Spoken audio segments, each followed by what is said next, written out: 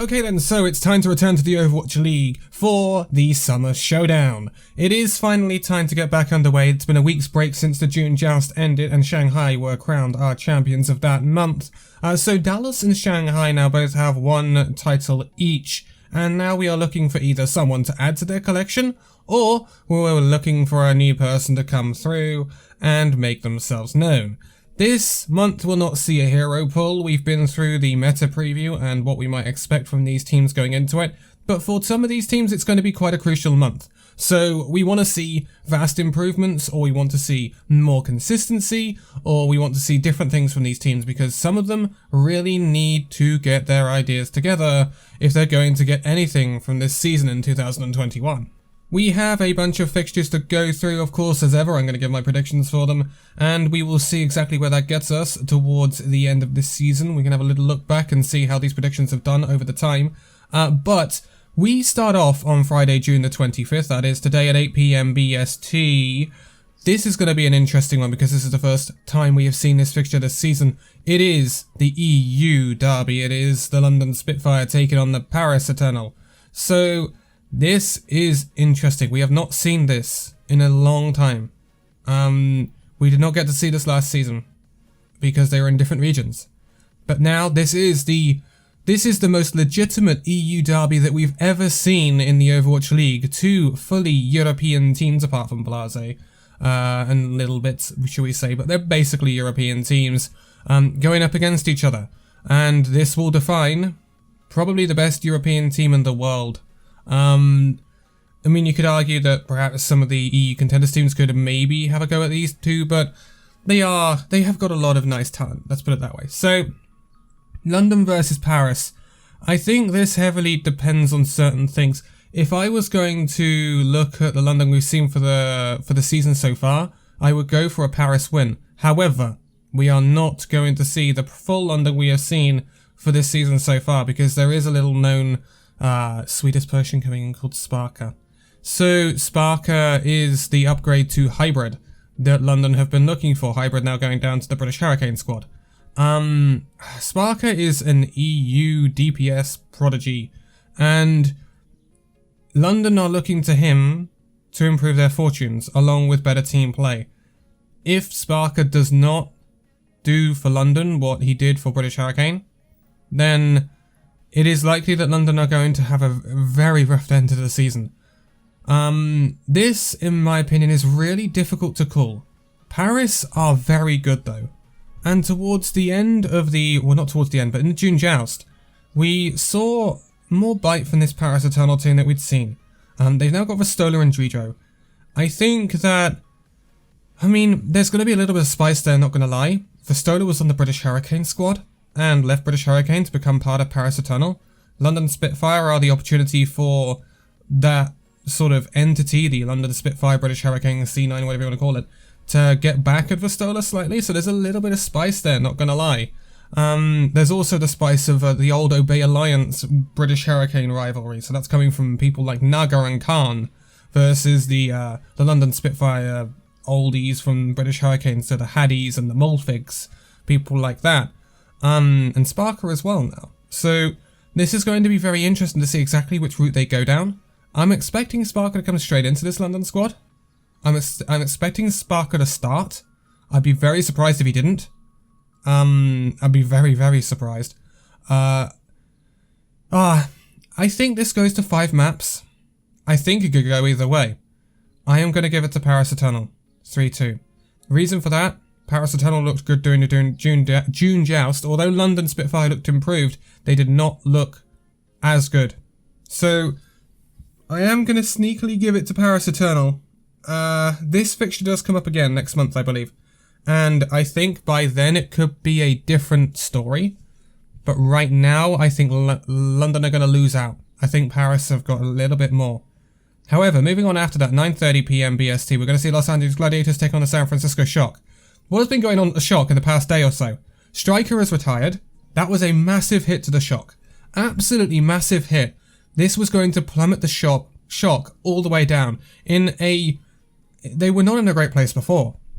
But going on that, they were going to go straight down. But then we see that Arns is coming out of retirement to fill this place for Striker. That is a big pickup. ANS will be one of the best, if not the best, hit scan DPSs in the league, because that's what ANS is, right? It does leave a void in the Tracer hole, I'm presuming filled by Glister. I don't think Glister is one of the best Tracers you're going to see. If you were going to go Tracer, you'd want Striker on it, obviously that's not an opportunity now. However, I don't think DPS is where the Shock were lacking.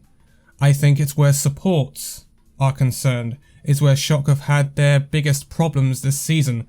Violet has looked a little cocky, not gonna lie, and a little less consistent than you'd like him to be. And with the caliber of flex support that San Francisco Shock have available to them on the bench, it is fixable. Again, FD God has taken a while to settle in, and it's not looking clean from the Shock. And so I'm not sure if ANS is going to fix the problems for the Shock. It gives Shock much more pop-off potential, but I also don't think it's going to fix all of their problems. They are going up against the Gladiators, their ex-player Moss. This has happened before. I think the Shock will win. I think the Shock will win 3-2. I think it will be close. But in the end, I think Shock are going to clutch it out. ANS is going to want to make a big statement coming back. I'm expecting him to go straight in. If he doesn't, Shock will lose this. If ANS cannot go straight into this Shock squad, then Shock will lose. Because I just don't see how they're going to stop Birdring. Not going to lie. Birdring versus Glister. Old London versus New London. Old ex-London versus new ex-London, I suppose you could call it. Nah. Birdring would probably diff Glister. So, I'm expecting a Shock win because I'm expecting ANS to really turn up. That's all I will say about that one. But that's our Friday fixtures dealt with. We now move into the weekend, Saturday, 10 AM BST, so that's something like 5 AM in the Eastern Standard Time. Hangzhou Spark versus the Immortals Valiant. If this goes any other way than a 3-0 for the Hangzhou Spark, I'm going to be extremely disappointed in the new Spark, so please do not drop a map to the Valiant. The Valiant should be swept here. There shouldn't be any arguments. Spark, yes, they've lost Godsby. They weren't playing Godsby. Let's be quite honest. The hitscan player right now is Shy, and that's not going to change. Hangzhou Spark should have way too much for the Valiant. Way too much. Now we get on to some spicy fixtures though. So 11:30 AM, we are going to see the Seoul Dynasty take on the Chengdu Hunters. Chengdu Hunters, they've made a few changes in this mid-season sort of junction? Whatever. Seoul Dynasty, they are the tried and true tested Seoul Dynasty that have been doing well in the regular season but not doing well in playoffs. I expect this to continue. I think the Chengdu Hunters will cause the Seoul Dynasty some issues, but I think the Seoul Dynasty will be too good for the Chengdu Hunters. I'm predicting a 3-1 win for Seoul. I want to see Seoul continue this regular season consistency. I think that is very good for Seoul. However, I also want to see Seoul do better in playoffs, but right now that is not something we're concerned with. But so that will, be what we were talking about later in the month, but or next month, I should say. I expect Seoul to win this 3-1 or 3-2, but I'm going to go for a 3-1 myself. But we will see. Chengdu could cause a surprise here. After that one, 1 PM BST, we are going to see the Guangzhou Charge taking on the New York Excelsior. Guangzhou Charge, new coach at the Guangzhou Charge said it himself. We expect this to be the rest of the season to be tough. That's basically them saying, well, don't expect much from us, we're building for next season. That's basically what the Guangzhou Charge is saying there. So, yeah. New York have looked improved, but they didn't look great in the knockouts, the finals of the June Joust. However, they were up against opponents that are by far better than the Guangzhou Charge. I think New York Excelsior will have too much quality for the Guangzhou Charge. I think they are settling much quicker than the younger Guangzhou Charge squad, even though the tank line of Guangzhou is not too young. The DPS I'm mainly on about here. I think this is where Excelsior are going to start to make people perhaps stand up a little and make them take notice. I think that's possibly where it happens now. Guangzhou Charge can make this very close. I am predicting a 3-1 for the New York Excelsior though. I think Charge will get a map or so. I don't think this will just be a complete whitewash. But New York, should be able to see this one out. There will be an encore match on the Saturday for that Guangzhou Charge New York game at 5:30 p.m. BST. That is somewhere in the region of 12:30 p.m. in EST, so somewhere around lunchtime. 8 p.m. though on the Saturday BST, so we are going to be going into a very interesting match. Not really. It's London versus San Francisco Shock. London, your win comes from the Paris match. You are not going to beat the San Francisco Shock, quite obviously. I am going to go and boldly predict that San Francisco Shock win this 3-0. With the backup of Ans coming in now, I mean, I would have expected Shock to win this without Ans, I'm not going to lie. But this is...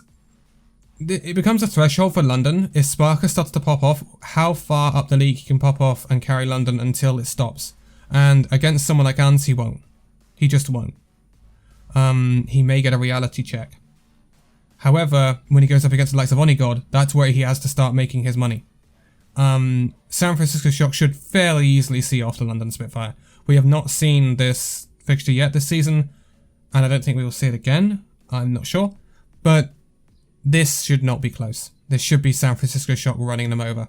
And if it's anything but that, I don't know what's happening at the Shock. Anyway, moving on. It's 9:30 p.m. BST, Florida Mayhem versus the Toronto Defiant. This has the potential to be a really close fixture. I'm not going to lie. But I don't trust the Defiant. I don't. They are like a slightly better Boston Uprising in terms of my trustworthiness of them to get the job done. I think this could be incredibly close, but I am going to go for a 3-1 for Florida Mayhem, simply because I think they're more consistent than the Toronto Defiant. I think they have a better DPS line than the Toronto Defiant, and I think their tank line is consistent enough to keep up with Toronto's, but they're backed up by much more experienced and consistent DPS support players. So I think Florida will have too much for Toronto. This could be one of those matches where it just goes the other way, but I don't see it. I don't realistically see... I couldn't boldly say and back my own prediction of saying Toronto are going to beat Florida. I couldn't do that. However, I will put it out there that, yeah, I could see it happening, but I couldn't boldly predict it and say, yes, I can definitely see that happening.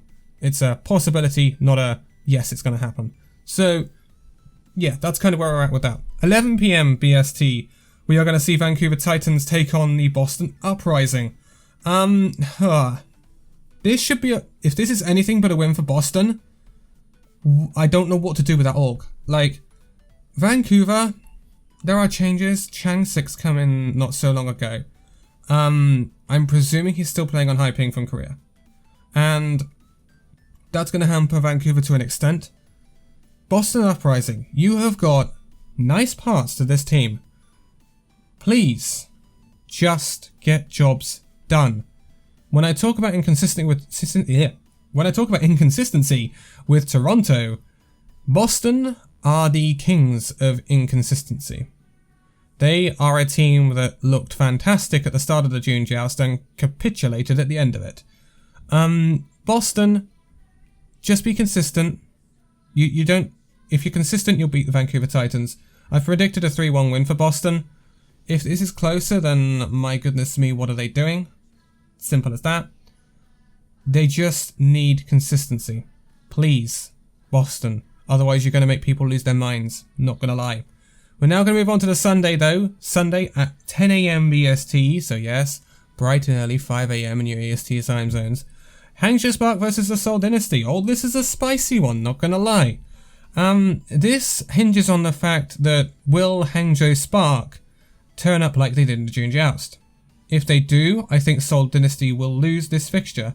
However, if we see the Hangzhou Spark from the latter end of the May Melee, I don't think we'll see the early Hangzhou Spark of the early May Melee. I don't think we'll see that. But the latter end May Melee Hangzhou Spark, then I think Seoul win it. However, I would back the Spark right now. I think they're going to be quite consistent.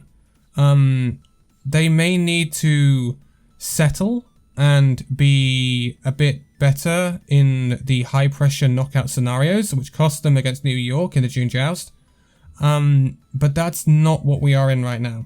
I think Hangzhou Spark will win this fixture 3-2. I think it will be a really close one, but I do think they're going to have too much for them. So yeah, we're going to move on with that. And at 11 AM BST, we're going to see the Chengdu Hunters take on the Guangzhou Charge. Yes, I'm predicting a win this week for the Guangzhou Charge once again. 3-1 for the Chengdu Hunters in this one. Chengdu, they have quality to an extent, but then they kind of get caught out by teams eventually. However, Guangzhou Charge, I don't think are a high enough quality team to really do that. When you look at your Souls of the world and Shanghais and the Phillies, they will weed out what the Chengdu Hunters are doing and then counteract it. But I don't think Guangzhou Charge can do the same thing. So a 3-1 for Chengdu Hunters I think is pretty reasonable. I think Guangzhou may take a map. It could be a 3-0 for Chengdu Hunters, not gonna lie. But if Guangzhou win this, I'd be very impressed and actually quite worried for Chengdu, not gonna lie. And then at 1 PM BST, we will see the New York Excelsior take on the Immortals Valiant.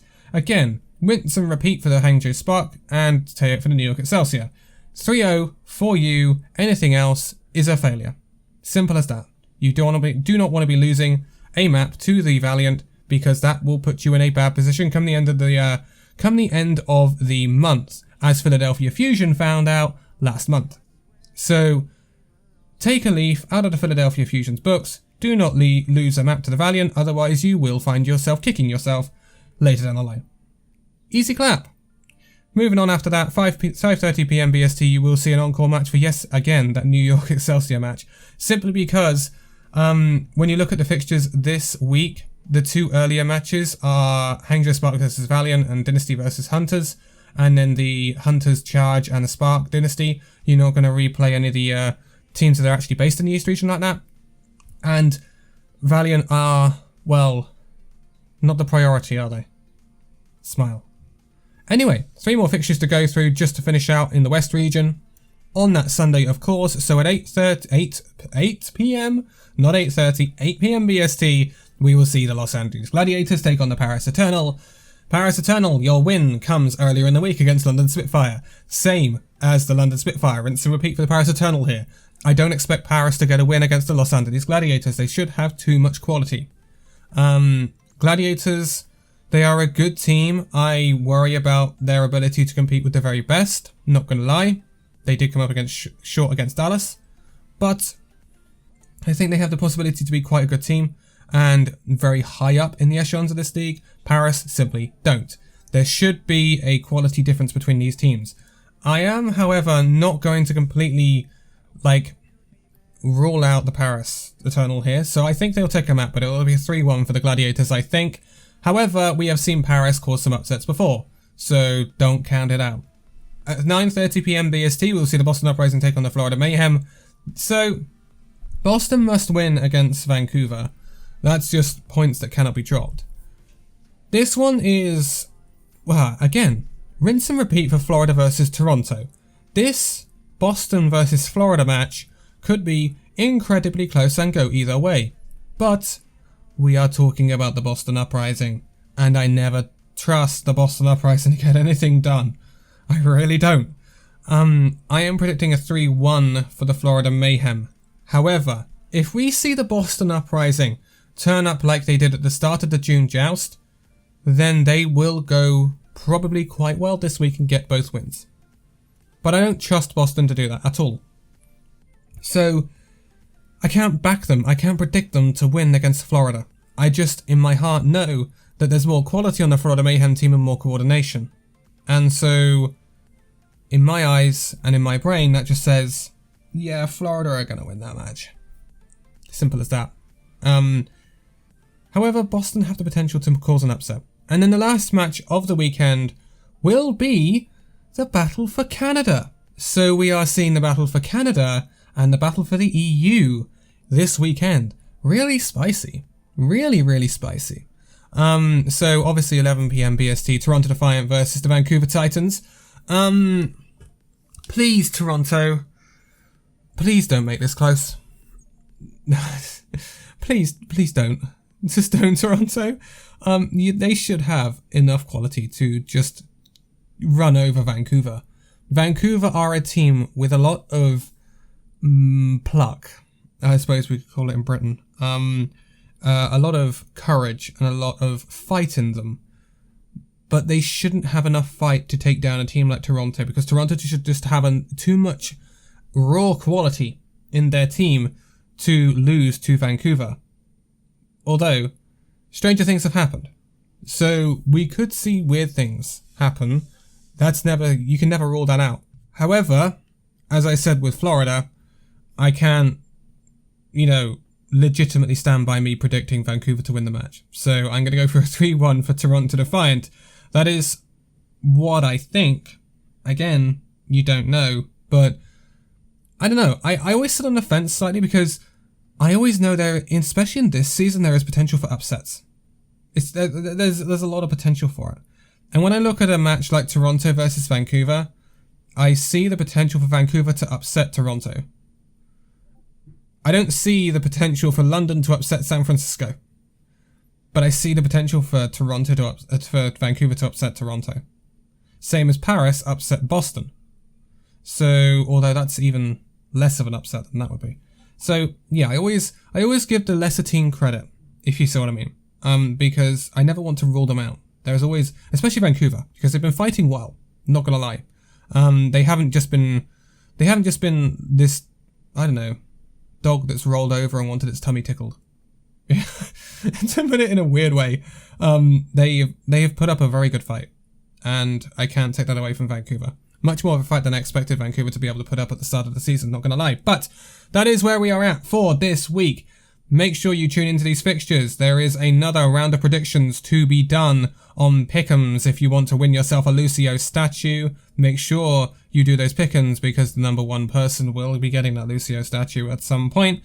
And yeah, if you're in my Discord, there is a leaderboard for the Pick'ems as well that I am part of, as well as other people in the Discord, so join that if you're... I'm plugging my Discord too early. Join that if you're interested. Also, if you want to talk as well. Anyway, I'm now going to do my normal outro, which is also going to involve me plugging my Discord. That's awkward. Anyway, I will be leaving it here for this one. All of the socials are linked in the video description for Illusion Gaming and myself as ever. Twitter, Twitch, and Discord. Make sure you give the Twitter a follow. Make sure you give the Twitch a follow and Discords. Join them. They will be a great place to hang out and chat. Also, pugs as well happen in those for Illusion Gaming as well if you go to Myths of Illusion, which is a Discord for Illusion. So, you want to play with people from Illusion? You want to play possibly with me at some point? You want to keep an eye out there. There's a lot of changes going on. Yeah, keep an eye on things. But for now, thank you guys so much for watching this video. If you'd like to give it a like, subscribe if you're new, and I'll see you in the next video. See you then.